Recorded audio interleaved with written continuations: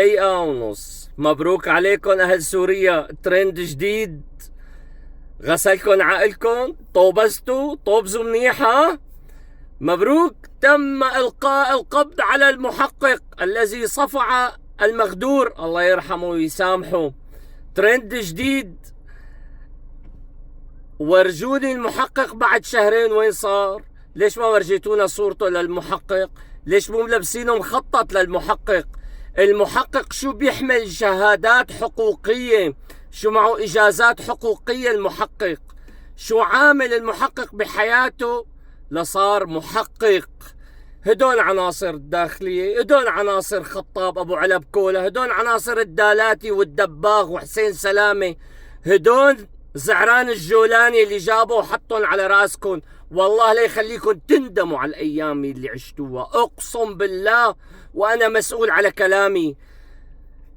عناصر الأمن 90% ولا واحد منهم يحمل شهادة حقوقية ولا شهادة قانونية ولا ماجستير بالقانون. وضباط الشرطة الشرفاء يلي ما تلوثت ايديهم بالدم، يلي انشقوا عن نظام حزب البعث، لاحشهم ببيوتهم. بس مو الحق عليكم، الحق على المشايخ وعلى الضباط وعلى اللي قاعدين بالبيت مثل الخواريف خايفين يفتحوا تمهم لانه بيعرفوا للجولاني. مبروك عليكم، مبروك. خليكن هيك عم ينضحك عليكم. يلا طبلوا، طلع هادي العبد الله، طلع انت وجميل الحسن، يلا قول تم اعتقال المحقق. كم عنصر امن لا يحمل شهاده حقوقيه؟ هذا اللي دي يصير بالبلد هيك. لسه ما شفتوا شيء لك مع الجولاني؟ مو مستحيل تغمضوا عيونكم، والله لا تبكوا لا تغمضوا عيونكم. خلوكن هيك بعصر الطوبزه، امتوا ظالم جبتوا اظلم.